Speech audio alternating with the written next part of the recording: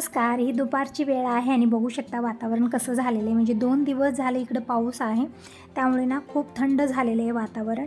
आणि कपडे धुवायचे होते मला, पण हातानं कपडे धुवेन तर कपडे वाळणार नाही आहेत, म्हणून मला कपडे आज मशीनलाच लावायचे होते आणि जी छोटी मोठी कामं आहेत ते पण आवरायचे संग. तर इकडं जे आरसा लावलेला आहे त्याला खूप असे डाग पडलेले आहेत, म्हणजे टिकली वगैरे हे चिटकवते ना, त्यामुळे खूप चिकट झालेलं आहे ते. तर इकडं मी छान हे थोडंसं डिटर्जंट लावून मी स्वच्छ केलेलं आहे. आरशाला काही लावलेलं नाही, साईडला जी जागा आहे ना, स्पेस आहे, तिथंच खूप चिकट झालेलं होतं, कारण टिकल्या वगैरे तिथं चिटकवते मी त्यामुळे. तर इकडं छान मी घासून घेतलेलं आहे घासणीनं, आणि एकदम आरशावरती घासणी फिरवली ना स्क्रॅच पडतात, म्हणून मी साईडनंच तितकं घासून घेतलं आणि स्वच्छ मी आरसा पुसून घेतलेला आहे. आरसा स्वच्छ झाला. आता कपडे पण मी इकडं मशीनला लावते, लिक्विड टाकून मशीन ऑन करते. कपडे धुवत राहतील तोपर्यंत मी बाकीची कामं आवरते. तसं तर किचनमध्ये भांडे वगैरे ही सगळीच कामं आणखीन बाकी आहेत माझी. आज मला बेडशीट पण चेंज करायचं आहे.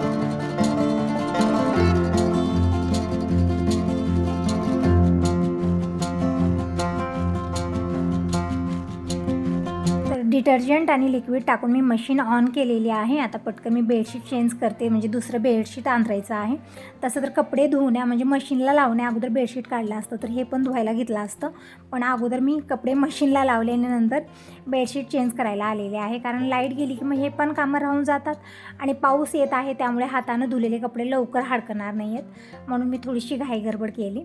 तर बेडशीट अगोदरचं मी काढलेलं आहे आणि दुसरं कॉटनचं, म्हणजे जे अगोदरचं होतं ते पॉलिस्टर होतं, तर ते मी काढलेलं आहे. म्हणजे ते गोळामुळाच होत होतं म्हणून म्हटलं कॉटनचंच ठीक आहे. पण हे थोडंसं आकसलेलं आहे धुल्यामुळे. म्हणजे जेव्हा नवीन आणलेलं होतं तेव्हा छान होतं, म्हणजे पूर्ण बेडवरती व्यवस्थित येत होतं, पण आता थोडंसं कमी वाटत आहे ना, कारण ते धुल्यामुळे ना कॉटनचं आकसलं गेलेलं आहे आणि कलर पण थोडासा चेंज झालेला आहे. म्हणजे जेव्हा घेतलं होतं तेव्हा कलर खूप छान होता, एकदम गडद होता, पण आता कलर पण थोडासा गेलेला आहे याचा धुण्यामध्ये.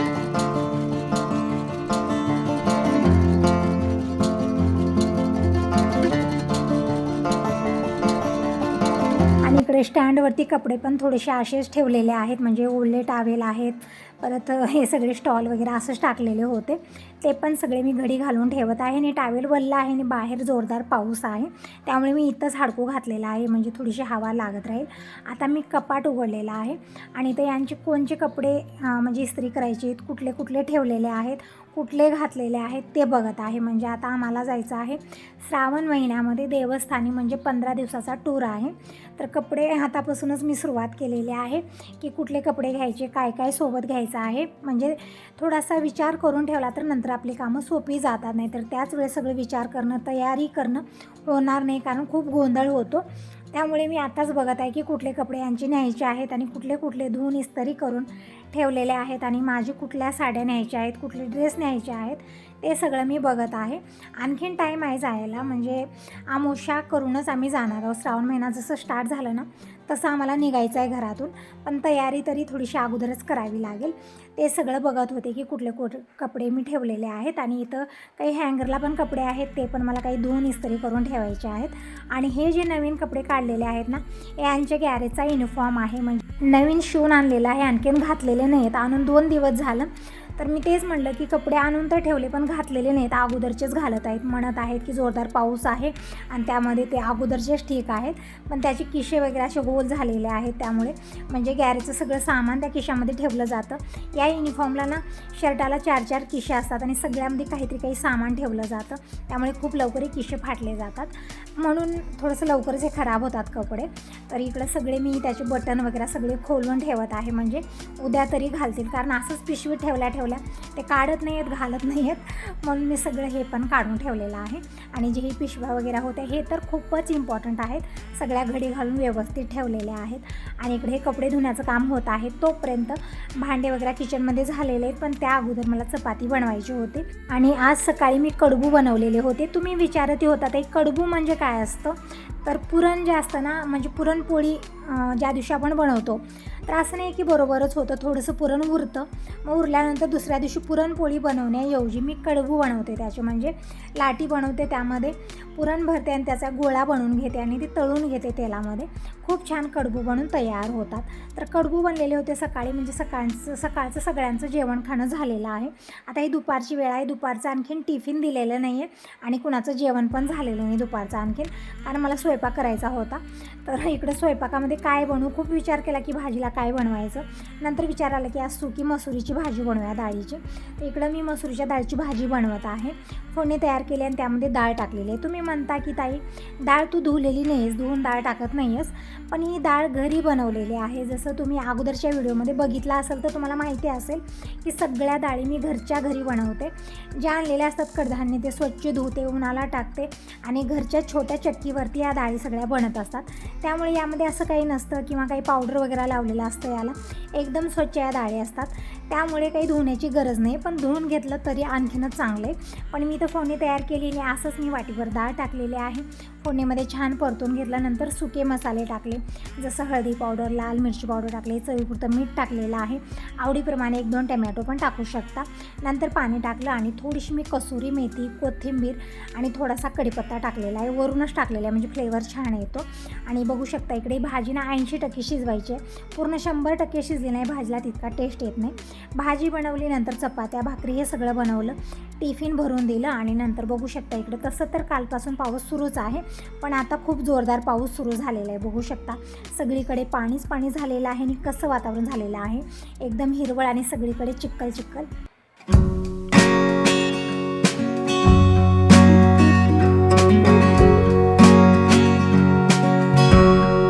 आणि असं थंड वातावरण झालं ना तर काहीतरी चटपटीत खावंसं वाटतं आणि मी बनवून पण ठेवत असते.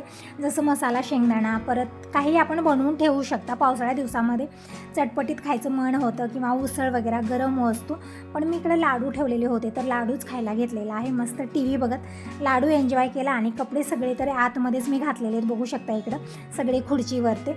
तर ही सगळी कामं कालची झाली. आता हा दुसरा दिवस आहे, म्हणजे 2 दिवसाचा मिक्स व्हिडिओ तुम्हाला येत आहे. तर एकच म्हणेन, व्हिडिओ पूर्ण बघा. आवडला तर लाईक करा आणि पहिल्यांदा बघत असाल तर चॅनलला सबस्क्राईब पण करा.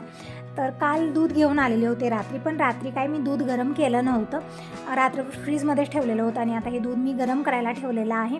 आणि यांचं पण आवरलेलंच आहे. आता सकाळचे 6 वाजलेले आहेत. तर इकडे मी यांच्यासाठी चहा ठेवलेला आहे, म्हणजे खूप दिवसाच्या नंतर दूध घरी आलं.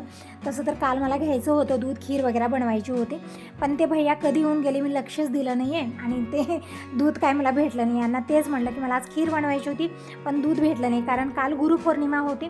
तर गुरुपौर्णिमानिमित्त मला खीर वगैरे काहीतरी स्पेशल रेसिपी बनवायची होती, पण दूध भेटलंच नाही मला, त्यामुळे काही बनवलं नाही आहे. तर यांना काल म्हणलं मला दूध घ्यायचं होतं, पण ते भैया कधी गेले मला माहीतच झालं नाही, म्हणजे कामामध्येच मग्न होते मी, लक्षच दिलं नाही बाहेर. तर आज ते ऐकल्यानंतर हे रात्री येते वेळेस 1 लिटर दूध घेऊन आलेले आहेत. तर आता दूध इकडं गरम केलेलं आहे. चहा पण बनत ठेवलं, म्हणजे चहा पावडर, साखर, अद्रक टाकलेला आहे, कारण आता वातावरण थंड झालेलं आहे. अद्रकचा मस्त गरमागरम चहा घेतला ना थोडीशी तब्येत पण ठीक असते, म्हणजे सर्दी खोकला जी त्रास होतो तो होणार नाही. आणि माझ्यासाठी इकडे थोडंसं मी पाणी गरम करून घेतलं, म्हणजे कोमट करून घेत आहे आणि यामध्ये थोडंसं लिंबू टाकून मी पाणी पिते सकाळी सकाळी, कारण दुधाचा चहा वगैरे मी बंदच केलेला आहे. तेच म्हणतात दिनेश पप्पा की तू तरी दुधाचा चहा घेत नाहीत किंवा दुधाची कुठली वस्तू खात नाहीस, मग दूध कशाला म्हणते. तर मी म्हटलं मी नाही खाल्लं तर काय झालं, तुमच्यासाठी तरी आणा दुधाचा चहा घ्या, किंवा काहीतरी रेसिपी खीर वगैरे बनवता येते, किंवा दही ताक हे तरी बनतं ना, कारण याच्याशिवाय यांचं जेवण पूर्ण होत नाही. पण आता खूप दिवस झालं दूध बंद असल्यामुळे ना दही ताक हे सगळं काहीच बनत नाही आहे घरी. आणि असं वाटतं की मला पण काही कामं केल्यासारखी वाटत नाही आहेत, कारण एक सगळे झालेले आहे. दूध वगैरे गरम करणं, साय वेगळी करणं, दूध विरजू लावणं, ताक करणं, ही पण कामं भरपूर असतात ना. आता काही दिवस झाले ही सगळी कामं बंद आहेत. थोडंसं मला पण सुनं वाटत आहे, म्हणजे दुधामध्ये नाही, घरामध्ये दूध असलं ना घर भरून वाटतं आणि छान वाटतं. तेच म्हटलं, तर आता आजपासून दूध यायला सुरुवात झालेली आहे. दूध गरम केलं आणि थोडंसं दूध विरजू लावण्यासाठी तांब्यात काढून मी खिडकीमध्ये ठेवलेलं आहे, कारण दूध जास्त गरम झालं, थोडंसं कोमट झाल्यानंतर विरजल लावणार आहे त्यामध्ये. आणि मसाल्याचा पुडा काढून ठेवलेला होता, पण डब्यात काही काढणं झालं नाही आहे मला. तर इकडं हा मसाला पण इकडे डब्यात अगोदर मी काढून ठेवलेला आहे. टोपण छान लावलेला आहे, म्हणजे त्याचा वास वगैरे जाणार नाही.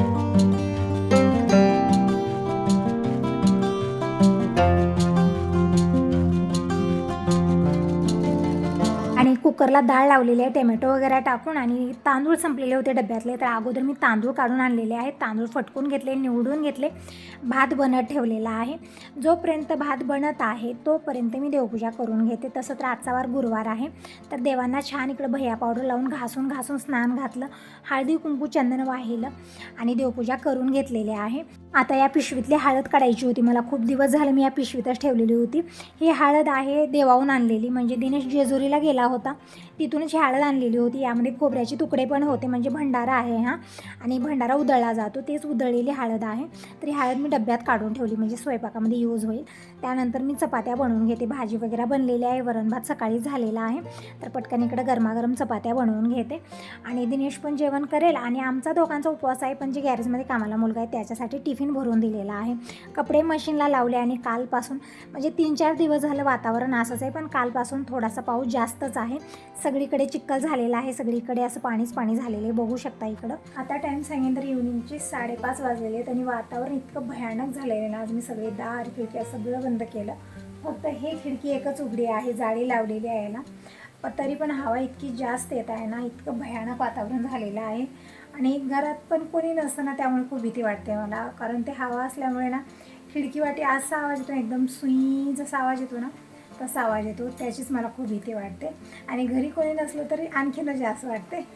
तरी पण आता मी निवांत सगळे दार खिडक्या बंद करून इथं निवांत बेडवरती बसलेले आहे. लाईट पण गेली, आणि काय झालं इथं आवाज खूप जोरात आला, म्हणजे वायर जे असतात ना एकमेकांना ते चिटकलेले आहेत हवेमुळे, आणि इतका जोरदार त्याचा आवाज आला, आणि तेव्हापासून लाईट गेलेली आहे. आता लाईट येते न येते काही माहिती नाही आहे, पण मी निवांत बसलेली आहे. मला भीती खूप वाटत होती, आणि थंडी इतकी थंडी वाजत आहे ना, कारण एकतर पाऊस चालू आहे आणि त्यामध्ये इतकी भयानक हवा, त्यामुळे खूप जास्तच हे वाटत होतं. म्हणून सगळं बंद करून बसलेलं आहे, कारण आता दिनेशचे पप्पा कोणी येणार नाहीत, वातावरण एकदमच बिघडलेलं आहे त्यामुळे.